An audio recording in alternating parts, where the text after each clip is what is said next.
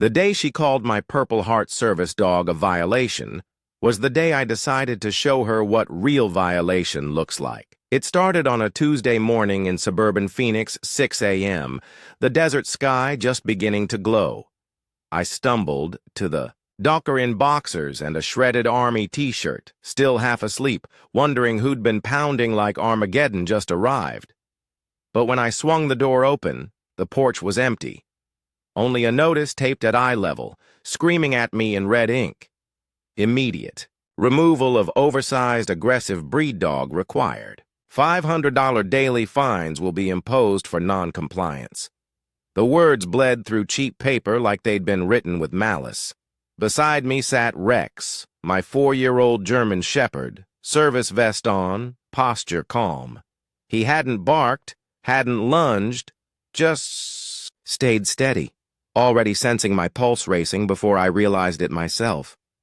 This wasn't just a dog. This was my lifeline, VA-trained, PTSD and anxiety response specialist. Cost the government $40,000 to make him what he is, a therapist on 4 legs. But apparently, Brenda Whitmore had other plans. Picture the most self-important substitute teacher you ever had, mix in a realtor's hunger for commission, and give her an HOA gavel. That's Brenda. 58, white BMW with HOA 1 plates and a permanent scowl like she'd been weaned on pickle juice. She'd been running Meadowbrook Estate since she moved in 8 years ago, strutting the sidewalks with a clipboard and a stopwatch, timing sprinklers like a neighborhood warden. 3 weeks before the notice, she'd shown up at my door. 7:00 p.m. sharp because punctual harassment is her specialty. Perfume so sharp it felt weaponized. She didn't waste words. Your dog barks, disturbs the peace. Funny? Since my neighbor Mrs. Olivia swore Rex hadn't barked once in the entire 18 months I'd lived here. He's a service animal, I'd explained, slow and calm, the way the VA taught us to handle civilians who don't understand invisible wounds. Her eyes narrowed. I don't see any blindness. When I cited the ADA, she gave me a smile that felt like a blade to the ribs.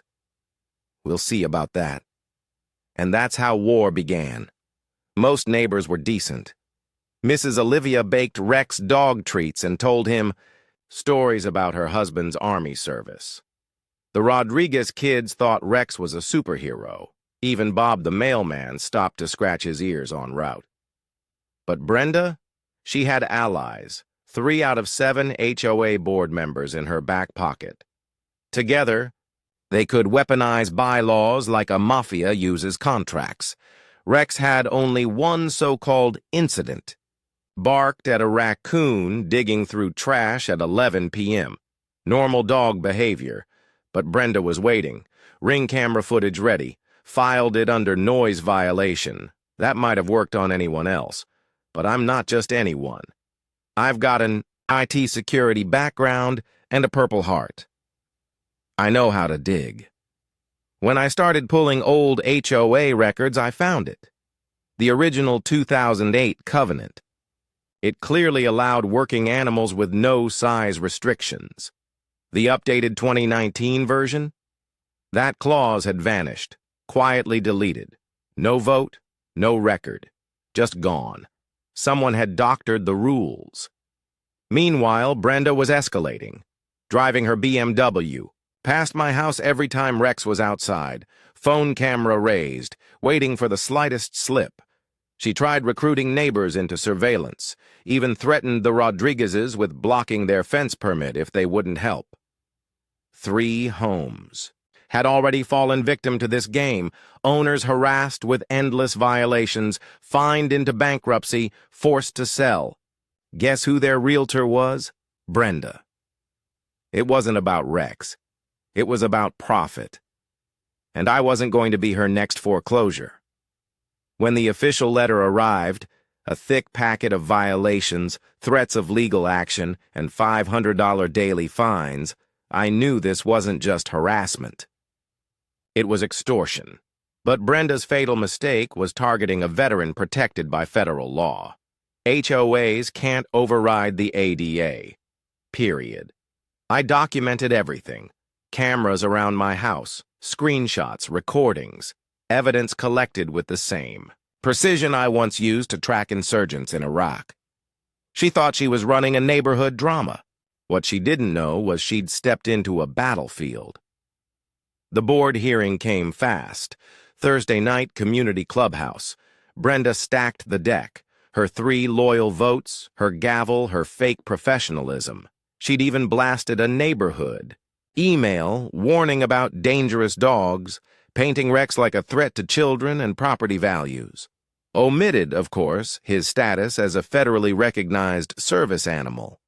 When Rex and I walked in, the smell of industrial carpet cleaner hit me. He wore his vest, calm and collected, more professional than anyone at that table.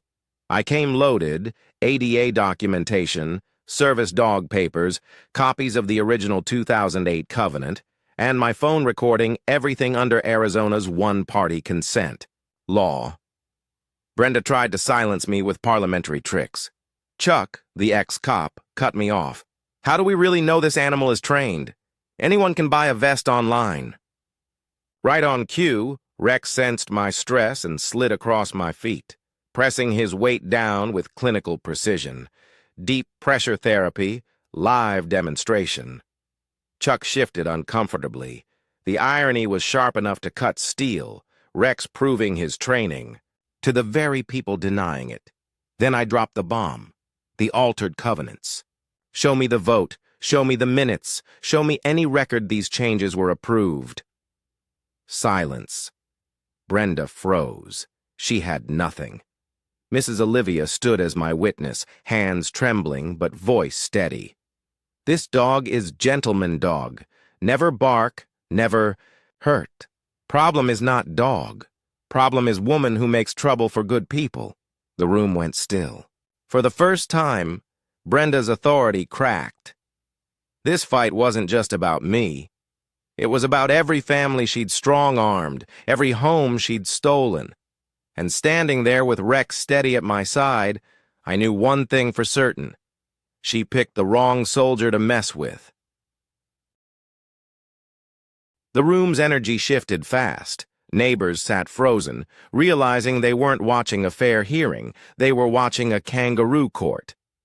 Brenda hammered her gavel, threatening immediate fines if I kept disrupting proceedings, which was rich considering I was the only one following procedure while she bulldozed due process. The vote went exactly as planned, 4-3. Brenda's block upholding every violation against me. Predetermined, rigged from the start. But the real victory wasn't the vote, it was the shift in the room. Neutral neighbors walked out shaken, whispering about what they'd just witnessed. Brenda thought she'd won. She didn't see that the cracks were spreading. Here's where my research paid off. Hours of digging through public property records revealed something worse than I first imagined. Brenda wasn't just profiting from foreclosures, she was running a full-blown con. She'd sold those very houses to families years earlier, watched them build equity, then manufactured violations to drive them into distressed sales. And when they broke, she swooped in to flip the properties for fat commissions. Real estate farming with people as crops. After the hearing, the neighborhood started waking up. The Rodriguez family quietly asked for my attorney's contact info. Turns out Brenda was suddenly after their fence height. Mrs. Patterson whispered about threats over her garden gnomes. The Johnsons mentioned violation notices about their basketball hoop. Brenda wasn't just targeting me. She was running a list, working house by house, picking off her next victims. The HOA's retaliation hit quick and hard. $500 daily fines, effective immediately. Notices warning unpaid violations would become liens within 30 days. The nuclear threat? Remove Rex or face foreclosure. Brenda hand-delivered that ultimatum with a sheriff's deputy beside her. Pure intimidation theater, designed to make me feel like a criminal instead of a disabled veteran fighting discrimination. But in her overreach, she revealed weakness. In the Army, we learned that desperate enemies make tactical mistakes. Brenda's escalating harassment was creating an evidence trail so blatant, no federal court could ignore it. I'd already retained Amanda Torres, a veteran's legal aid attorney with 15 years of ADA compliance under her belt. Her reaction to Brenda's threats was one word: beautiful. Civil rights violations mean personal liability, and HOA insurance doesn't cover discrimination lawsuits. Translation: every board member who voted against me could lose their house to protect Brenda's vendetta. From that point on, Brenda unraveled. 3 days after the hearing, she hired a private investigator because apparently stalking me personally wasn't enough.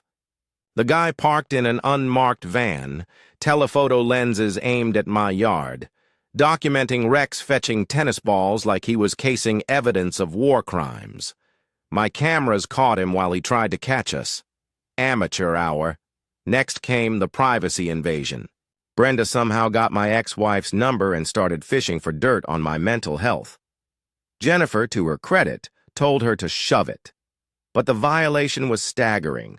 Then she crossed the last ethical line, filing a false animal control complaint. Claimed Rex was unlicensed and dangerous. Officer Martinez showed up at my door looking embarrassed before he even knocked. Rex stood there in his vest, paperwork ready. Vaccinations, license, ADA certification. Martinez flipped through the documents, sighed, and said what we both knew. This is a fraudulent complaint. Honestly, I'm tired of HOA feuds wasting my time. He even hinted Brenda had a history of filing bogus reports. That was another nail in her coffin. But Brenda's masterpiece of self-destruction was online. She created fake accounts spreading rumors that I faked PTSD, posted pictures of Rex without his vest, trying to make him look like a pet instead of a medical necessity. Bad move. My cyber background made tracing those accounts back to her IP address child's play. Every defamatory post, every photo, every rumor, all tied directly to Brenda's devices. By then, the neighborhood was turning against her. Mrs. Olivia organized a Rex Appreciation Committee, neighbors bringing him treats and moral support. The Rodriguezes planted a sign in their yard, facing Brenda's house. We support our veterans. Even Bob the mailman made a show of scratching Rex's ears in plain view of her windows. Community solidarity turned into her worst nightmare. Meanwhile, my journalist contact at the Phoenix Business Journal dug into Brenda's finances. What she found explained everything. Brenda wasn't just greedy, she was desperate. Lawsuits were bleeding her real estate company dry. She was staring down bankruptcy. My foreclosure was supposed to be her lifeline. Targeting me wasn't random. It was survival. But desperation makes people sloppy. I dug deeper.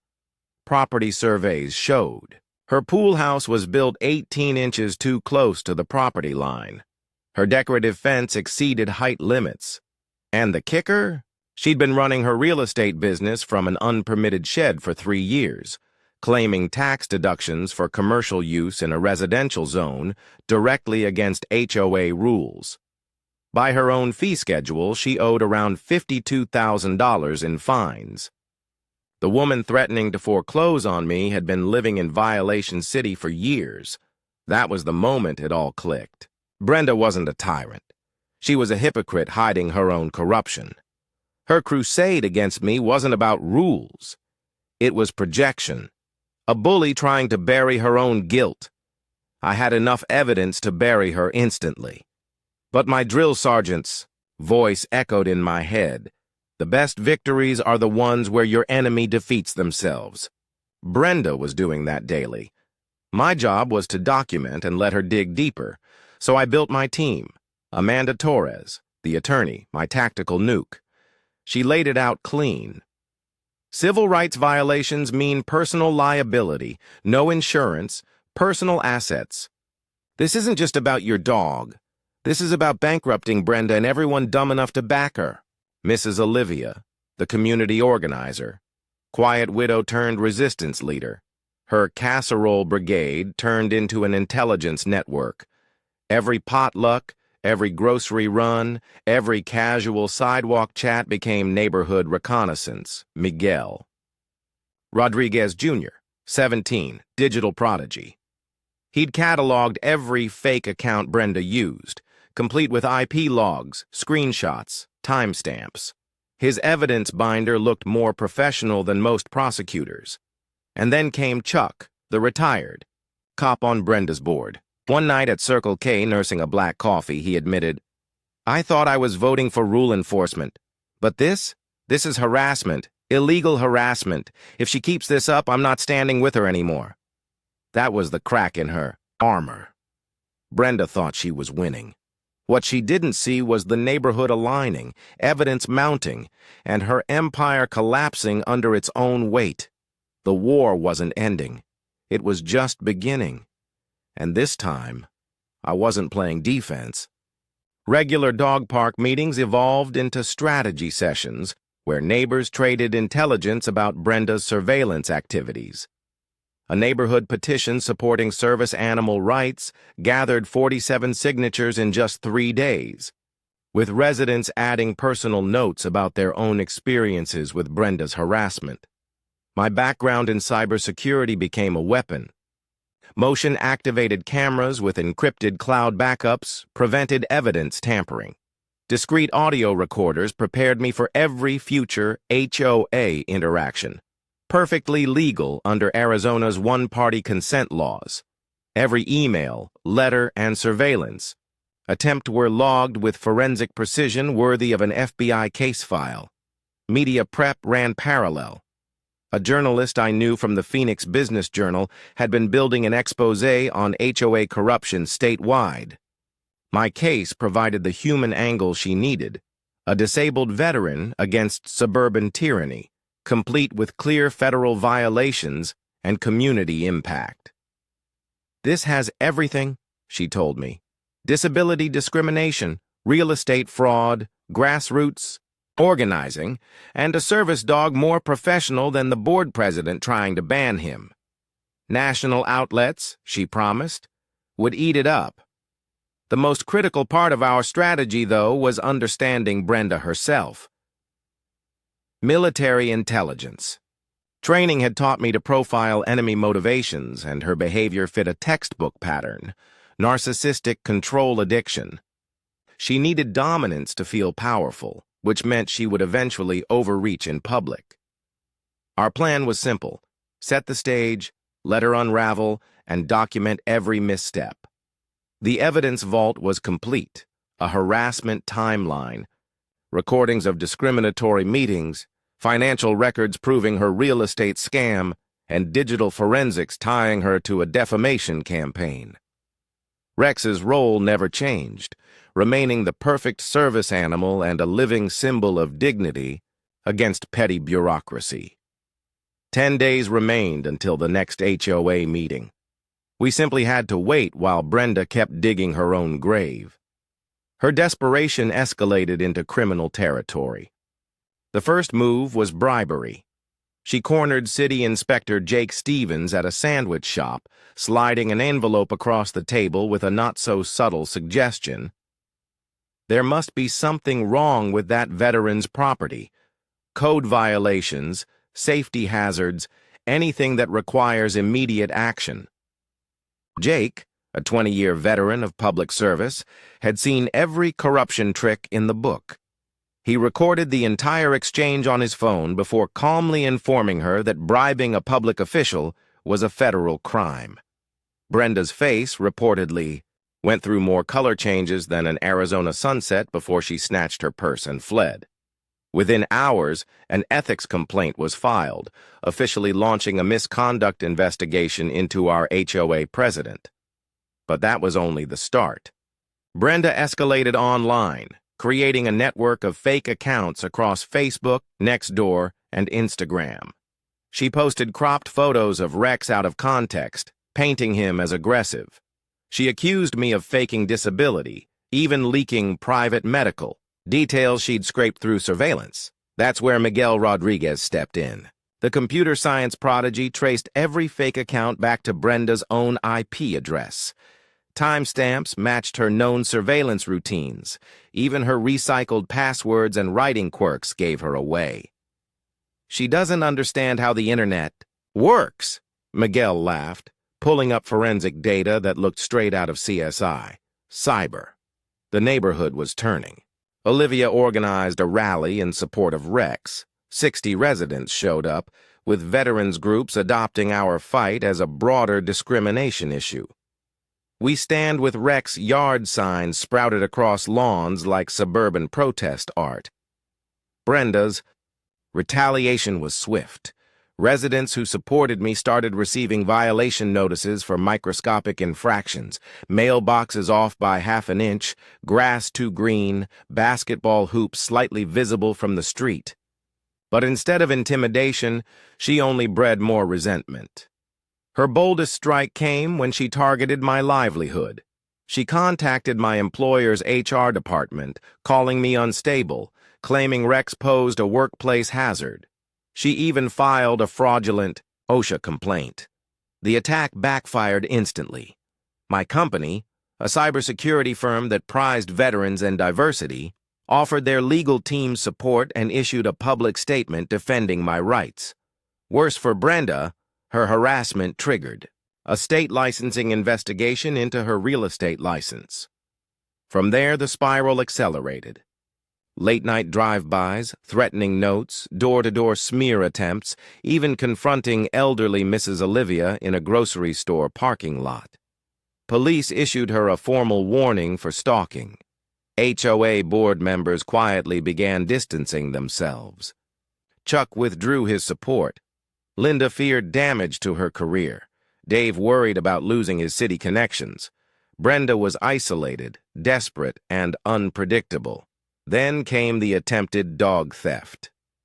While I was at a VA appointment, Brenda hired a man from Craigslist to seize Rex, claiming he was a dangerous stray.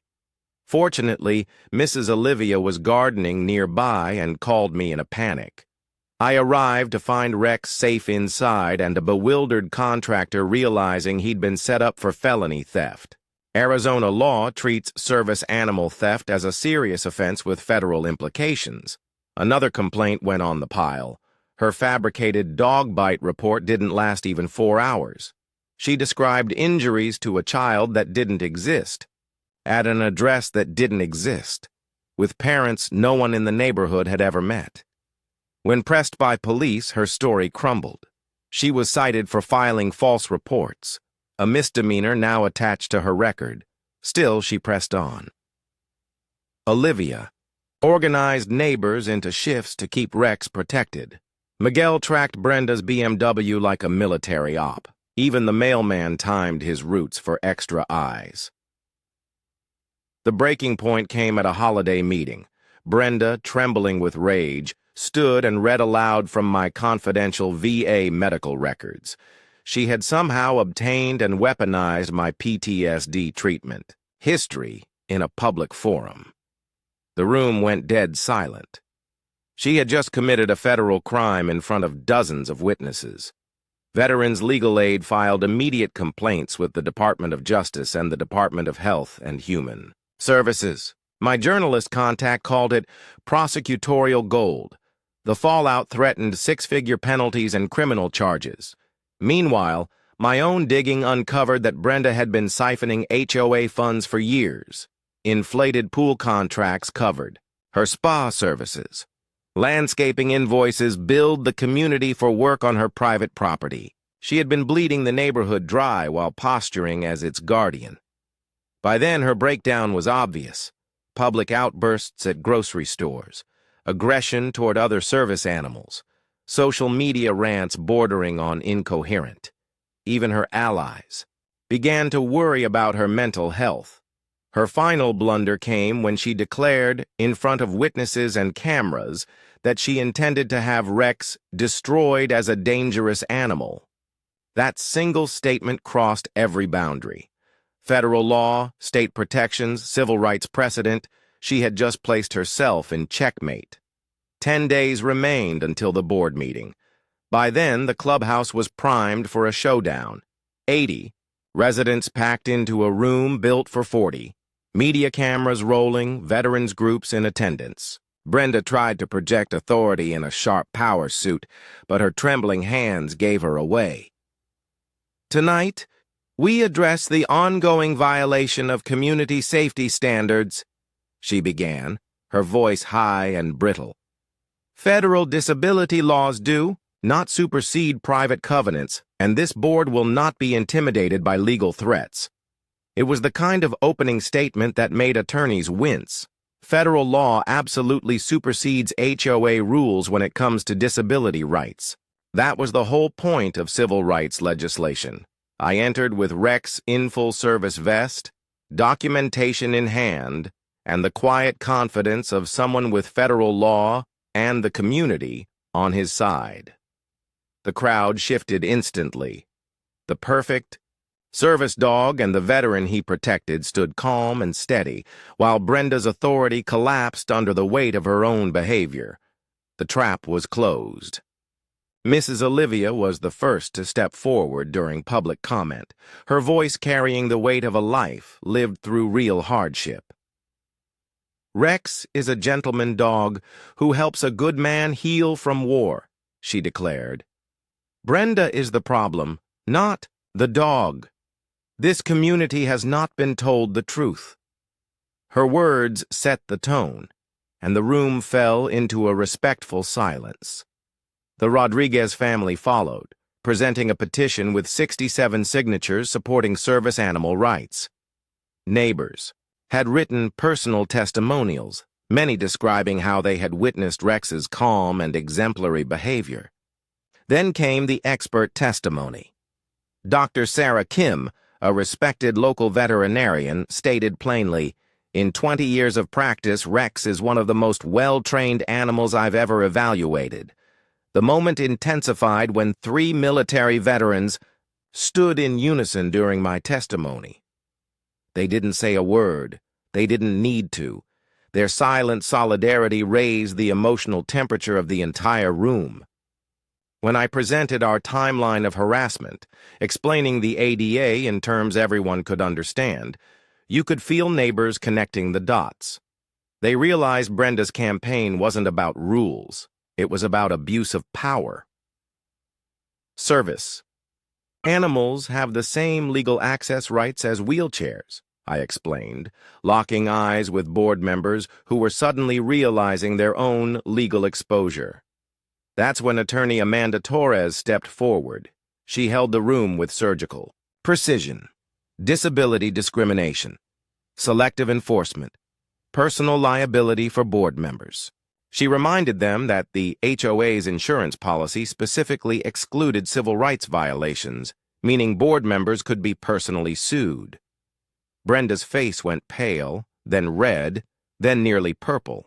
Her meltdown was spectacular and documented from every angle.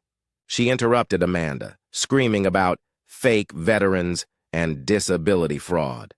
She demanded to see proof of invisible disabilities, a tirade captured live by news cameras. Her breaking point came when she shouted, "This man faked military service to get privileges for his oversized dog. I don't believe any so-called PTSD diagnosis." The room erupted. Neighbors rose to defend me. Chuck, the retired cop on the board, publicly apologized for supporting Brenda's harassment. Linda called for an immediate vote of no confidence.